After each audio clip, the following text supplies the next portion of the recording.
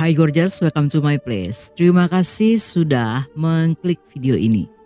Nggak pakai lama, watch.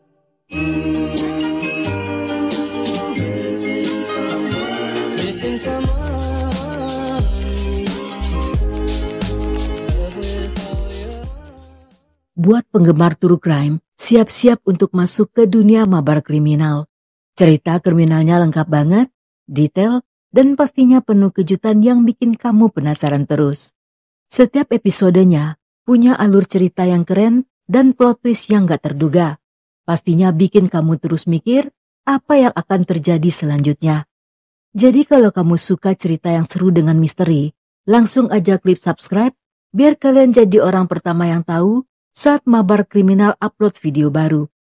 Dan jangan lupa tinggalin jejak di kolom komentar agar si abang ganteng mabar kriminal makin semangat riset kasus-kasus yang pastinya belum pernah kita dengar sebelumnya. Lizzie yang berusia 19 tahun merupakan putri dari pasangan Bob dan Melissa. Dia baru saja diterima di Universitas New Hampshire dan bercita-cita ingin menjadi ahli biologi laut. Untuk menghemat biaya selama kuliah, dia memutuskan untuk tinggal bersama bibi dan pamannya yang diketahui bernama Tony dan juga Becky. Mereka tinggal di daerah Chester, New Hampshire yang berjarak 2 jam berkendara dari rumah orang tuanya. Tony dan Becky menganggap keponakan mereka seperti anak sendiri. Gadis cantik itu memiliki sifat lembut, baik serta manis yang membuatnya disukai oleh banyak orang. Selama tinggal di rumah sang bibi dan setiap kali pulang kuliah, dia selalu bersorak mengatakan bahwa aku sudah pulang, yang seketika membuat suasana rumah menjadi lebih hidup. Yang karena inilah, paman dan bibinya merasa sangat nyaman dengan kehadiran Lizzie yang ceria. Di waktu luangnya Lizzie bekerja di Target yang berada di daerah Greenland, yang di sana dia bertemu seorang gadis bernama Kate yang berusia setahun lebih muda. Karena cepat akrab dan mudah bergaul, sehingga Lizzie disukai oleh rekan-rekan kerjanya, termasuk dengan Kate yang dalam waktu singkat keduanya menjadi cepat akrab. Bahkan setelah pulang bekerja, Kate beberapa kali mengundang Lizzie untuk datang ke apartemennya. Pada 9 Oktober 2012, Lizzie pergi meninggalkan rumah untuk hangout bersama teman-temannya dan berjanji akan kembali sebelum tengah malam. Namun ketika Lizzie belum kembali, paman dan bibinya yang merasa khawatir saat itu mencoba menghubungi ponsel gadis itu yang sayangnya tidak ada jawaban. Keesokan harinya, Becky menghubungi orang tua Lizzie, tetapi sayangnya mereka juga tidak tahu di mana keberadaan sang putri saat itu. Sehingga mereka pun segera berangkat menuju Chester untuk melaporkan kejadian tersebut pada polisi. Selain itu, bersama teman serta anggota keluarga lainnya, mereka ikut membantu para polisi dalam melakukan pencarian.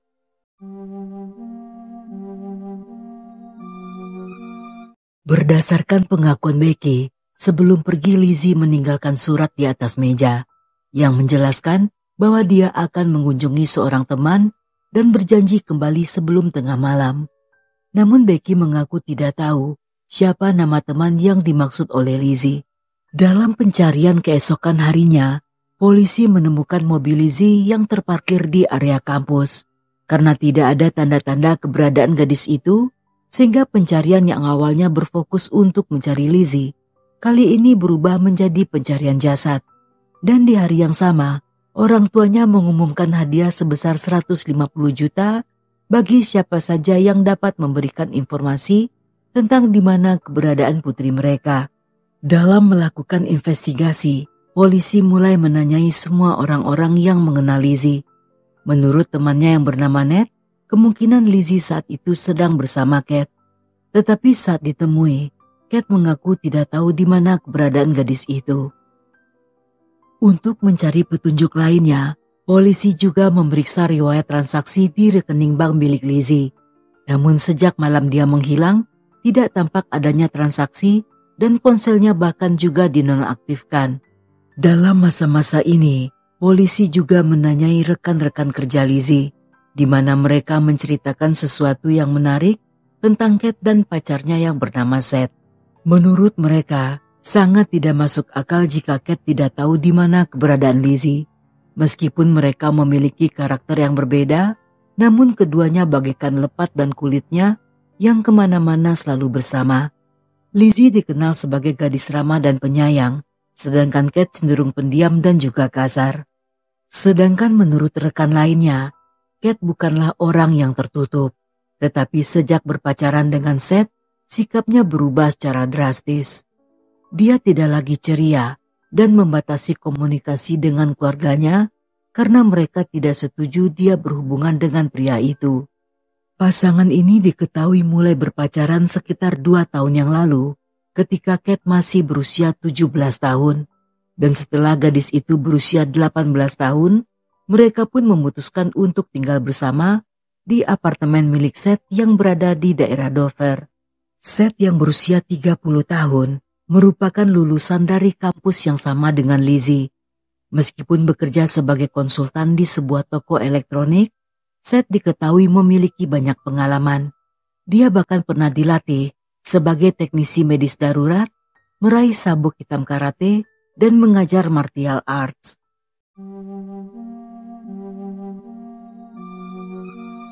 Dengan adanya informasi tersebut, polisi pun mulai memeriksa data-data mereka. Yang berdasarkan jejak digital yang ditinggalkan di internet, mereka menemukan banyak hal-hal kotor. Dalam sebuah situs, ditemukan iklan menggoda yang dipasang Kate, yang saat itu menggunakan nama samaran sebagai Miss Scarlet Vampire Actress. Dalam iklan tersebut, tertulis bahwa dia dan majikannya sedang mencari seorang budak yang tentunya bisa diajak tinggal bersama. Tugas yang harus dilakukan adalah melakukan semua pekerjaan rumah tangga dan siap melakukan happy ending bertiga kapanpun sang majikan memerintahkannya.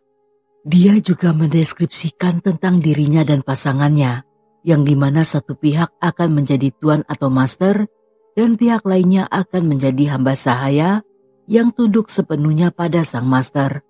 Walaupun tidak menjelaskan siapa master sesungguhnya, namun terlihat jelas bahwa pria itu tentunya adalah Seth. Polisi pun meminta keduanya untuk datang ke kantor polisi, yang saat dilakukan interogasi, mereka diperiksa di ruangan yang berbeda. Dan selama 2 jam ke depan, Kate bersikeras tidak tahu di mana keberadaan Lizzie. Sedangkan Seth yang lebih banyak bacot justru menceritakan hal yang sebaliknya. Menurut pria bertubuh tinggi besar seperti maling di tahun 80-an ini, di hari itu Lizzie bersama mereka di apartemen. Setelah makan malam, nonton film dan bermain strip poker, mereka pun melakukan happy ending bertiga, di mana hal ini telah disetujui oleh Lizzie dan bersedia untuk menjadi budak bagi mereka. Saat itu Seth merasa menjadi Casanova yang paling tampan dunia akhirat karena telah dilayani oleh 2 gadis muda. Namun karena terlalu banyak gaya dan melakukan adegan ikat mengikat, tiba-tiba terjadi sebuah kecelakaan yang tanpa sengaja membuat Lizzie meninggal. Dan karena panik akibat takut disalahkan, mereka pun membawa jasadnya ke Pulau Pierce dan melemparkannya ke sungai Piscataqua.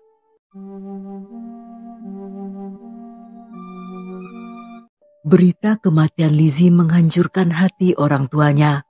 Melissa juga menolak semua pernyataan Seth bahwa sang putri tewas saat berjumbu dalam melakukan insiden adegan ikat mengikat. Menurutnya hal itu tidak mungkin terjadi karena Lizzie seorang lesbiola yang menyukai wanita. Dan saat itu dia sedang berpacaran dengan seorang gadis yang bernama Brittany. Lizzie adalah orang yang setia sehingga tidak mungkin mengkhianati orang yang dicintainya. Berdasarkan informasi yang diberikan Seth, polisi pun mulai melakukan pencarian dengan dibantu oleh para relawan serta oleh seorang detektif swasta. Namun mereka gagal menemukan gadis itu karena sungai tersebut adalah tempat yang sangat rawan yang dikenal dengan pasang surut serta arus yang kuat. Sehingga sangat mungkin jika tubuh Lizzie telah terbawa hingga ke Samudra Atlantik. Dalam penyidikan lanjutan, polisi juga melakukan penggeledahan di apartemen Seth. Apartemen tersebut tampak berantakan dengan barang-barang bertebaran di mana-mana. Dari beberapa benda koleksi milik Seth, diketahui bahwa pria itu juga tertarik pada ilmu gaib dan juga pada ilmu hitam. Walaupun di sana tidak ditemukan bukti, namun tim lainnya yang memeriksa di luar rumah saat itu menemukan sekantong barang yang berisi sarung tangan kulit warna hitam, baju kaos dan celana dalam pria. Yang pada celana tersebut ditemukan jejak DNA milik Seth dan juga Lizzie. Sedangkan menurut keluarganya, kaos tersebut juga merupakan milik sang putri. Ketika polisi kembali menanyai Kate, walaupun masih tidak mau bekerja sama, namun dia mengatakan jika saat melakukan happy ending bertiga, Seth lah yang memiliki ide untuk melakukan permainan ikat mengikat. Tetapi tiba-tiba Lizzie mulai mengalami kejang dan tercekik yang membuat gadis itu tidak sadarkan diri. Saat itu dia dan Seth berusaha untuk mengangkatnya, namun sayangnya Lizzie sudah tidak bernafas.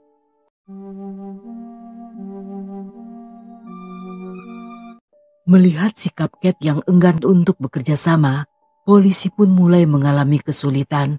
Namun di saat-saat ini, mereka sangat beruntung ketika muncul seorang wanita muda bernama Catherine yang meminta untuk berbicara pada penyidik. Catherine sendiri merupakan mantan kekasih Seth yang sempat dipacarinya selama beberapa tahun, sehingga dia mengenal pria itu dengan sangat baik.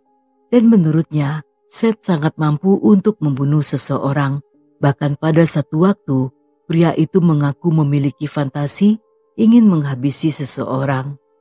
Dia dan Seth bertemu sekitar 10 tahun yang lalu. Awalnya pria itu tampak sangat baik, penuh perhatian, dan juga tidak pelit. Bahkan untuk mendapatkan hati sang pujaan, dia selalu membawa hadiah serta bunga. Seth yang pintar berbicara dengan cepat berhasil menarik perhatian Catherine. Dengan sejuta rayuan Pulau Kelapa, mereka pun segera berpacaran dalam waktu singkat. Namun saat pertama kali melakukan adegan di ranjang bergoyang, seketika gadis itu sangat syok ketika mengetahui sang pujaan ternyata merupakan pecinta BDSM dan sadomasokis, di mana Black Mamba varian white-nya merasa akan lebih terpuaskan saat dia sedang menyakiti atau menyiksa pasangannya. Pada awalnya Catherine tidak keberatan dengan sensasi baru, asalkan Seth bisa mengendalikan diri. Namun di hari-hari berikutnya, pria itu justru semakin barbar dan bertindak bagaikan tuan takur pada budaknya. Selain itu dia juga menunjukkan kekejaman serta dominasi yang berlebihan. Seth adalah orang yang tidak ingin dibantah atau dihentikan, dan seringkali dia juga berbagi fantasi tentang menghabisi nyawa seseorang. Seolah untuk membuktikannya, dia bahkan memberi contoh dengan cara mencekik Catherine dengan sangat erat, sehingga gadis itu memohon agar dilepaskan karena dia merasa sangat kesakitan. Namun alih-alih melepas tangannya, Seth justru meremasnya semakin kuat. Akibat kejadian tersebut, membuat ilusinya tentang cinta seketika hancur berantakan. Namun walaupun Catherine tersadar bahwa Seth berbahaya, tetapi dia tidak bisa berbuat apa-apa. Karena sejak mereka pindah ke kota lain, Catherine tidak tahu harus pergi kemana atau meminta bantuan pada siapa. Selain tidak mengenal siapapun, secara finansial dia bergantung pada Seth. Yang karena hal inilah, Catherine yang saat itu tidak punya pilihan dengan terpaksa tinggal bersama pria itu sambil menunggu waktu yang tepat untuk melarikan diri. Dalam masa-masa ini, Seth yang mulai bosan dengan permainan ranjang Catherine seringkali membahas tentang mencari wanita kedua, yang tentunya bertujuan untuk menambah bumbu asmara di ranjang busuk mereka yang berbau telur setengah matang. Di hari-hari berikutnya, Seth membawa beberapa wanita pulang ke rumah mereka, tetapi tidak satupun dari para wanita tersebut yang berhasil bertahan lama. Menurut mereka, Seth hanyalah seorang pria mekondo yang hanya bermodal white mamba dengan rona warna pink. Pria itu juga banyak maunya, minta dilayani dengan gaya baling-baling bambu hingga gaya jungkir balik mencintaimu.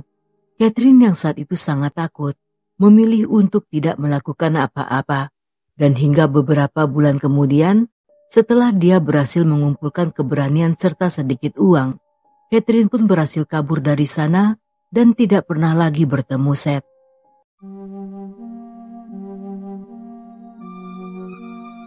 2 tahun kemudian pada Mei 2014, untuk pertama kalinya Seth muncul di pengadilan atas dakwaan pembunuhan dan memanfaatkan keadaan. Yang saat itu jaksa juga menghadirkan beberapa saksi dengan tujuan untuk melawan semua keterangan Seth. Selama di penjara, Seth dan Kate yang masih terus berhubungan, saat itu mulai berencana untuk melarikan diri bersama-sama. Untuk menjalankan rencananya, dia pun membujuk teman satu selnya yang bernama Ryan. Ryan yang akan segera dibebaskan, diminta membantunya untuk melarikan diri. Demi menjalankan rencana tersebut, Seth memberi pria itu akses ke rekening banknya dan meminta semua uang di dalamnya untuk ditarik dan digunakan untuk menjalankan bisnis jual beli narkoboy. Dengan uang hasil penjualan tersebut, Ryan diperintahkan untuk membeli sejumlah peralatan yang tentunya akan digunakan dalam aksi kaburnya nanti. Barang-barang tersebut berupa 2 buah senpi, 2 mobil, bahan peledak, dan sebuah perahu. Namun alih-alih mendapatkan semua impiannya, Seth yang masuk ke dalam jebakan siluman saat itu seketika harus gigit jari ketika mengetahui bahwa Ryan justru menghabiskan uang tersebut untuk kebutuhan hidup dan biaya kenakalan. Dan lagi-lagi Seth yang bermulut lemes tanpa sengaja mengungkapkan rencana yang gagal tersebut. Karena merasa putus asa, dia pun mengirim surat pada Kate dan memberi saran agar mereka bertemu di akhirat saja. Yang hal ini merupakan isyarat agar Kate segera melakukan COD dengan malaikat maut. Namun Kate yang tidak sebodoh itu mulai berpikir untuk menyelamatkan diri, dan dia pun bersedia menerima tawaran jaksa untuk bersaksi melawan Seth. Dan sebagai imbalannya, Kate yang tadinya terancam hukuman 20 tahun penjara hanya akan divonis selama 3 tahun saja.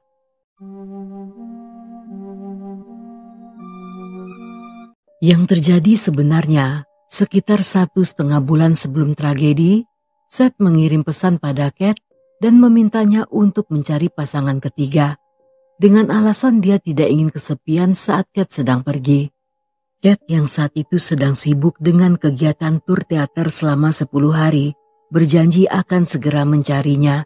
Namun ketika usahanya tidak berhasil, hal ini membuat Seth sangat kesal dan mengancam akan menyakiti Kate jika gadis itu tidak menuruti keinginannya.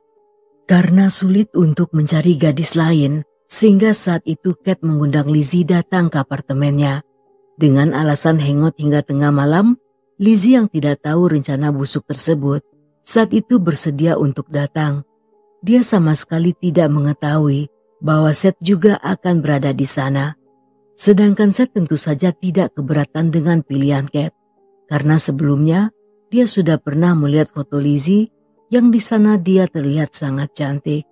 Di malam itu Lizzie tiba di apartemen sekitar jam 9 malam. Setelah makan dan nonton film, tiba-tiba Seth ikut muncul untuk bergabung. Dengan wajah penuh kepalsuan, dia berusaha menghidupkan suasana dengan ngobrol serta bercanda. Dan perlahan namun pasti, dia mulai mengeluarkan tipuan. Dia pun mengajak kedua gadis itu untuk bermain strip poker sambil meredupkan cahaya lampu.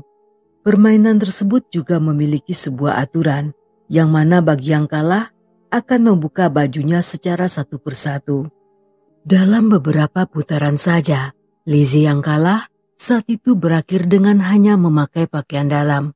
Dan sebagai taruhan, Seth memintanya dan Kate untuk melakukan ciuman yang dilakukan dengan menggunakan lidah. Namun Lizzie menolak permintaan itu dengan tegas, sambil mengatakan bahwa dia sudah punya pacar dan permintaan Seth membuatnya sangat jijik. Seth yang tidak mau dibantah dengan kesal menyuruh Lizzie untuk pergi dari ruangan itu. Namun Lizzie menolak yang membuat Seth menjadi emosi. Tanpa banyak bicara, dia pun segera masuk ke kamar tidur. Yang di sana Seth segera memakai sarung tangan serta membawa seutas tali. Dan sebelum Lizzie sempat menyadari sesuatu, Seth yang telah berada di belakangnya tiba-tiba menjerat leher gadis itu hingga Lizzie tewas di tempat. Setelahnya Seth pun mulai merusak tubuh Lizzie, yang selama proses tersebut berlangsung, Kate hanya diam dan duduk di samping Seth sambil menonton apa yang dilakukan sang kekasih. Sekitar jam 1 dini hari, mereka membungkus jasad Lizzie dengan menggunakan terpal dan memasukkannya ke dalam sebuah koper. Setelahnya mereka pun membawa koper tersebut yang dimasukkan ke bagasi mobil milik Lizzie, dan mereka pun berkendara ke sungai dan membuang koper tersebut dari atas tebing. Untuk menghilangkan bukti, mereka pun mencuci mobil Lizzie yang setelahnya dibawa dan diparkir di kampus. Untuk kembali pulang ke rumah, mereka pun berjalan kaki sejauh 16 km.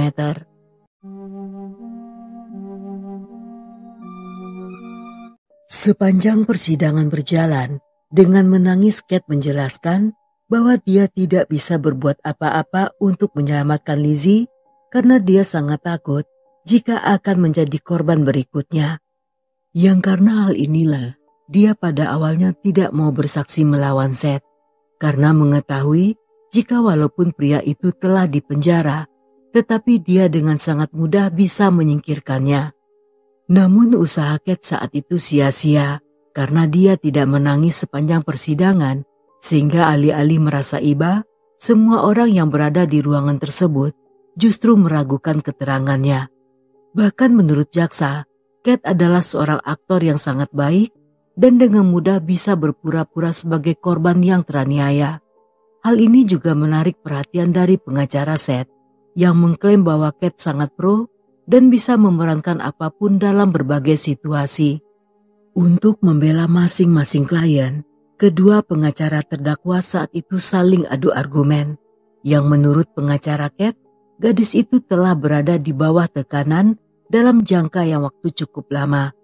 Hal ini menyebabkan kondisi mentalnya sangat terguncang, terutama karena Seth juga mengendalikan, memaksa melakukan happy ending, serta membatasi komunikasi dengan keluarganya. Menjelang persidangan terakhir, jaksa kembali mendatangkan dua orang saksi. Mereka merupakan pasangan kekasih yang bernama Roberta dan Paul. Mereka merupakan teman Seth yang sempat dihubungi pria itu untuk minta bantuan di malam kejadian pada jam sekitar 10.49 malam. Ketika mereka tiba di apartemen, keduanya melihat pemandangan yang aneh, di mana Seth sedang duduk di tempat tidur dan seorang gadis yang hanya memakai pakaian dalam saat itu terbaring kaku di sebelahnya. Ketika Paul bertanya apa yang terjadi, Seth hanya mengatakan bahwa kali ini keadaannya menjadi kacau, dan selama beberapa waktu ke depan, Seth berkali-kali mengulangi kalimat yang sama. Sedangkan Roberta yang memeriksa kondisi rumah menemukan Kate sedang berada di dapur. Gadis itu duduk dalam posisi janin dengan tubuh yang bergoyang maju mundur.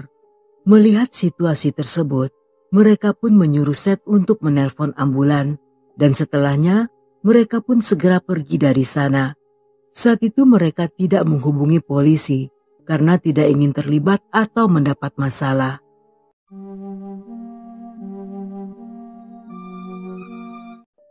Dalam persidangan akhir, Seth yang dipenjara mendapatkan gizi cukup, saat itu tampil dengan bodi yang sangat pulen dan juga semok.